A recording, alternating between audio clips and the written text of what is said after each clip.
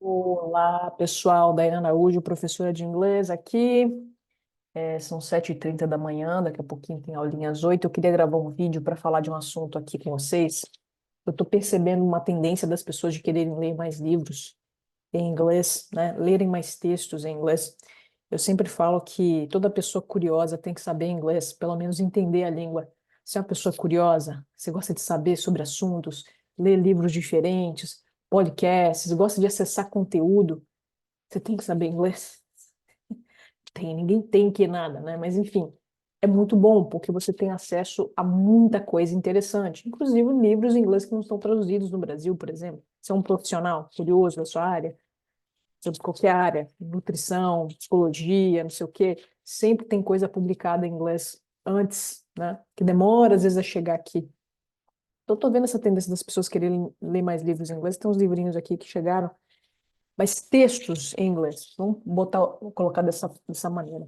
Eu estou aqui com um artigo do The New York Times. Deixa eu ver se eu consigo mostrar para vocês. Que eu estava querendo adaptá-lo para poder usar numa aula. A gente, quando é professor de língua, a gente tem que adaptar o input. Eu não posso deixar um aluno meu de nível B1, A2, ler um texto do The New York Times. A gente tem que adaptar, filtrar um pouco esse input, ok? E a gente tem várias técnicas para fazer isso. Pode modificar, pode deixar uma palavra nova, mas com a definição dela depois, para poder dar uma dica e tal. Aí a gente tem técnicas para fazer isso. Mas aqui eu quero dar um exemplo para vocês de por que às vezes a gente vai tentar ler um texto em inglês e a gente não consegue. Principalmente um texto um pouquinho mais complexo. Você que está aí mais ou menos no intermediário, vamos ler um texto aqui do The New York Times. Ou então, teacher, tentei ler um livro em inglês, mas eu abri a primeira página e falei, nossa, travou tudo. Vou te explicar mais ou menos por que que trava, ok? Ó, tem um artigo aqui que é sobre você assistir filmes, The Thrill of Watching a Film That Isn't Online Anywhere. Quer dizer, filmes que não estão nos streamings, que não estão online. E aí, como é que a gente assiste esses filmes? Tem uma gama enorme de filmes que estão por aí que ninguém vai poder ver, porque não está nos streamings, não tem mais DVD, não tem mais essas coisas. Eu acho interessante para usar com um aluno que gosta de arte, que gosta desse assunto, né? E eu falei, eu vou ter que adaptar isso aqui. Aí eu comecei a ler, comecei a pensar aqui na minha mente, como é que eu vou adaptar isso aqui? Olha o que que eu tenho que fazer. Olha o que que torna um texto mais complexo de se ler e que a gente tem que ir se treinando aos poucos. Vou ler com vocês aqui, olha só. When I was growing up in California, my mother would often describe a film that it was impossible for me to see. Essa frase é tranquila para um aluno de nível base, né? When I was growing up in California, quando eu estava crescendo. My mother would often. Quando entra um would, a coisa complica um pouquinho. My mother described the film that was impossible for me to see. Eu já tiraria esse would, porque esse would está sendo usado aqui para falar de uma memória de infância. O would, gente, ele não é só o iria, faria, gostaria, would like, would go, would buy. O would também pode ser usado para falar de hábitos no passado, tá? Então aqui, ó, já complicou um pouquinho, eu teria que modificar isso aqui, né? The Great Carmen dela, nananã, ela fala o nome do filme. Dressed all in white like a priestess. Opa, passa a palavra aqui. Teria que priestess, né? Como priest é padre, um pregador, né? Ou seja, priestess seria o feminino dessa palavra, né? Se a gente pode colocar dessa maneira. Então, she'd seen, olha aqui, esse she had seen the footage, aqui tem um past perfect, vou ter que modificar isso aqui também. Tá vendo como é que começam a aparecer construções mais complexas? E que a gente, geralmente, quando aprende, evita um pouco, até para o pessoal que está mais no avançado, quando conhece essas estruturas aqui, não usa muito, né? A gente tem um fenômeno, pessoal, chamado avoidance, né? Eu falo que, além do enorme desafio que a gente tem de aprender uma língua nova, que é os sons novos, as palavras novas, é, todas as expressões, enfim, a questão das construções. A gente, além de aprender tudo isso, de processar tudo isso, a gente tem que lutar contra um inimigo secreto, que a gente chama de avoidance, a gente tende a evitar. É um fenômeno aparentemente universal, tem estudos, tá, sobre isso. A gente tende a evitar certas construções, frases encaixadas, frases com that, com who, que são conectadas, né? Vou mostrar para vocês aqui no texto. Phrasal verb a gente raramente usa, naturalmente, quando a gente está aprendendo inglês. E outras línguas que têm phrasal verbs também, os falantes tendem a evitar. Então, assim, é um fenômeno universal, a gente tende a evitar certas coisas. Só que quando a gente tende a evitar, o que que acontece? Essas coisas aparecem. E aí, travou minha compreensão. Na fala, na escrita, na escuta.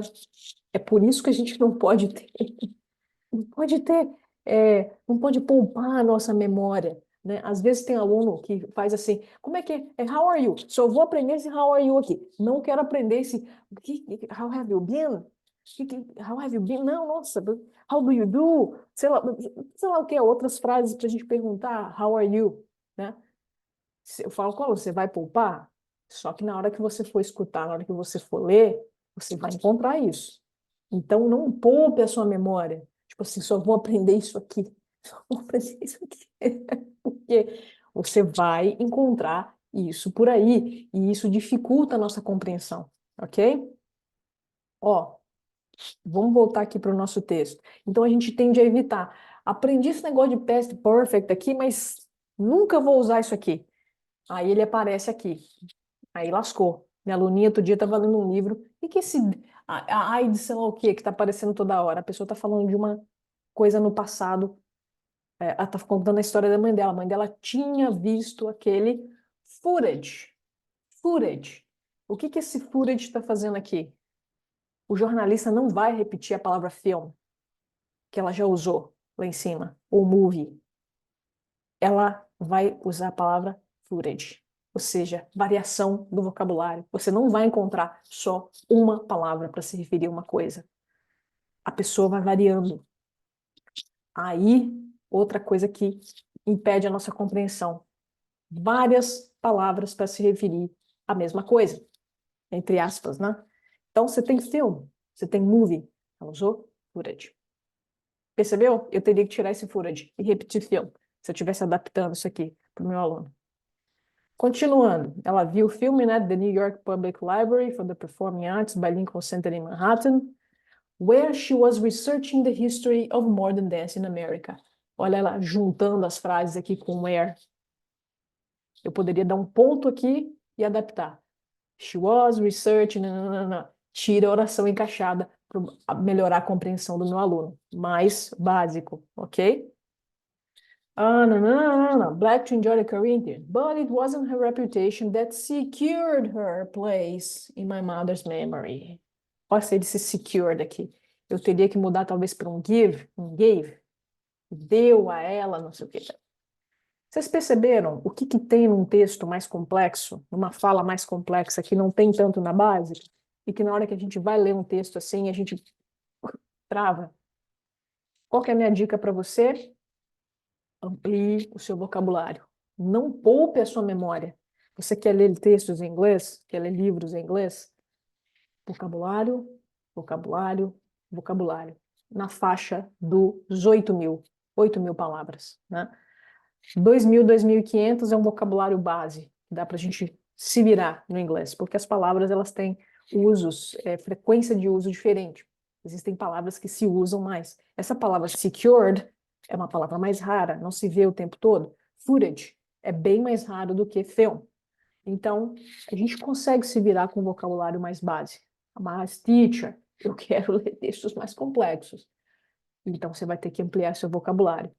Atenção a essas construções encaixadas, que a gente tem uma frase conectada por what, where, that, who.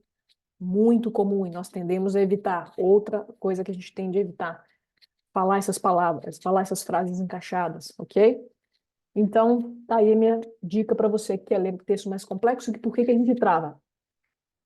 Não está familiarizado com essas construções mais complexas e vocabulário, vocabulário, vocabulário. Eu acredito muito que se tem uma energia que a gente tem que colocar é para aprender mais palavras. Be a word hunter, ser um caçador de palavras, aprendendo mais palavras e frases, né? Porque vocabulário não é só uma palavra isolada. Ela vem, às vezes, em frases, em expressões e tal. Gostou do vídeo? Deu até para fazer uma aulinha aqui, né? Com um pouquinho de vocabulário. Se você gostou, dá o joinha, compartilhe com um colega que está aprendendo inglês e vamos discutir, vamos usar esse canal para a gente discutir a aprendizagem de línguas de uma maneira mais aprofundada. Se você quiser dicas de vocabulário, expressões, pronúncia, mais assim, né?